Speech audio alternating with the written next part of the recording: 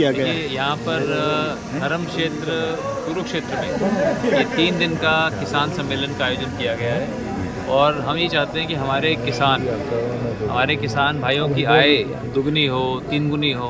उसके लिए आवश्यक है कि जो भी नई नई तकनीकें आ रही हैं खेती से जुड़ी हुई, उन सब के बारे में उनको पता हो। तो ये इन 3 दिन के अंदर उनको बहुत कुछ जानने को मिलेगा, बहुत से विशेषज्ञों से उनको जानकारी मिलेगी।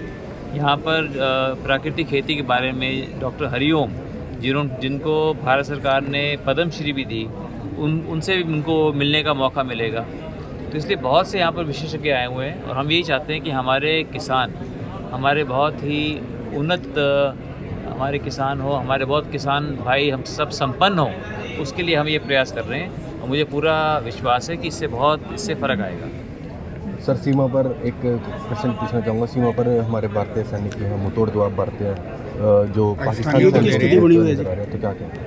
देखिए, हमें अपनी भारतीय सेना के ऊपर हमें बहुत गर्व है और हमारे माननीय प्रधानमंत्री नरेंद्र मोदी जी के नेतृत्व में हमारा देश और देशवासी सुरक्षित है। जिस तरह से पाकिस्तान से आकर के आतंकियों ने पहलगांव में भारतीय नागरिकों को आकर के मारा, तो इसलिए माननीय मोदी जी ने प्रण लिया कि इसकी सज़ा, जो भी दोषी है उनको इसकी सज़ा मिलनी चाहिए और वो सज़ा अब उनको मिल रही है। और इसलिए हम तो ये चाहते हैं कि हमारे पड़ोसी देशों से हमारे अच्छे रिश्ते होने चाहिए, शांति होनी चाहिए।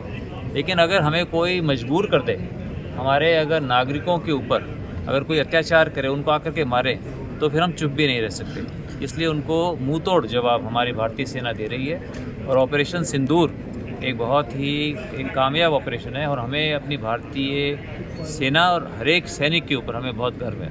नवीन जी, अवेयरनेस इस बारे में बहुत ज़्यादा कम नॉलेज है। देखिए, जैसे आपने बिल्कुल ठीक कहा कि प्राकृतिक खेती के बारे में अभी भी बहुत से किसानों को, लोगों को इसके बारे में जानकारी नहीं है। इसीलिए अब 3 दिवसीय ये यहाँ पर किसान मेला कुरुक्षेत्र में आयोजन कर रहे हैं। इससे भी इसके बारे में उनको बहुत पता होगा। आपने देखा होगा कि माननीय प्रधानमंत्री भी प्राकृतिक खेती के बारे में समय समय के ऊपर अपने भाषणों के अंदर इसके बारे में इसका जिक्र करते रहते हैं, इसके बारे में बोलते रहते हैं, इसको प्रोत्साहित करते रहते हैं। संसद के अंदर भी जो है इसके बारे में मैंने बहुत सी बार उठाया है। आचार्य देवव्रत जी और डॉक्टर हरिओम, ये भी और अन्य बहुत से ऐसे सैकड़ों लोग पूरे देश के अंदर पूरे काम कर रहे हैं प्राकृतिक खेती को बढ़ावा देने के लिए, क्योंकि ये आज के वक्त की मांग है कि हम जो चीज़ हम खा रहे हैं, जो अन्न हम खा रहे हैं, चाहे हम गेहूँ खा रहे हों, चावल खा रहे हों, जो हम सोचते हैं कि ये हमें ताकत देगा, इसके अंदर जो रासायनिक खेती के माध्यम से जितने इसमें कीटनाशक डाले जाते हैं, पेस्टिसाइड्स, वीडीसाइड डाले जाते हैं, उससे इसके अंदर बहुत से हार्मफुल एलिमेंट्स भी इसके अंदर आ जाते हैं, जहरीले तत्व इसके अंदर आ जाते हैं। ये बहुत आवश्यक है कि हम अपने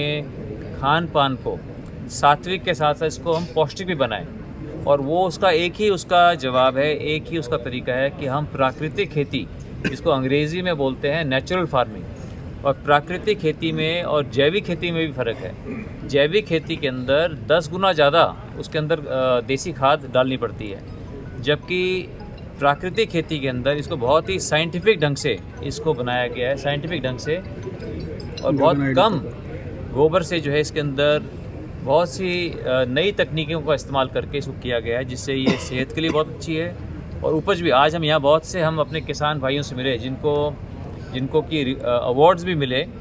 वो अब कई सालों से प्राकृतिक खेती कर रहे हैं और प्राकृतिक खेती करके वो इतने निपुण हो गए हैं कि उनकी जो उपज है, जो लोग रासायनिक खेती करते हैं उसके मुकाबले उनकी उपज उतनी ही है, उससे कम नहीं है, जबकि खर्चा उससे उनका आधे से भी कम है।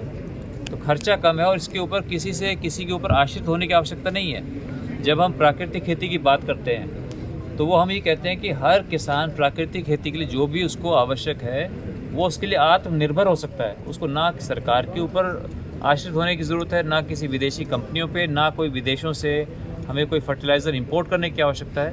वो अपने घर के अंदर वो सारे की सब चीज़ें बना सकता है। वो अपने जो खाद है वो भी बना सकता है और जो उसको कीटनाशक चाहिए वो भी अपने घर में बना सकते हैं और ऐसी चीज़ें बना सकते हैं जो कि सेहत के लिए लाभकारी। तो इसलिए मैं आपके माध्यम से भी आप सभी जितने पत्रकार छायाकार बंधु यहाँ पर आए हैं, मैं आपका बहुत आभारी हूँ क्योंकि आपके माध्यम से ये करोड़ों लोगों तक ये बात पहुंचेगी कि आज हम प्राकृतिक खेती को अपनाएं और संपन्न हों, खुशहाल हों।